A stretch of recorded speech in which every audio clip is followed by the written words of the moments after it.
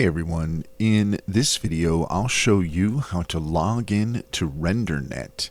In order to do so, first off we want to go to RenderNet AI, and once we're there you should be met with a screen similar to this.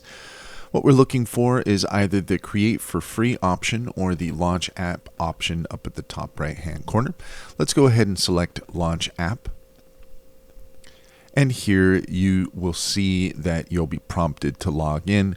You can either log in with your email address and a password, or you can continue with Google. If you have never signed up before, you can click here to sign up for free. I'm going to go ahead and continue with Google.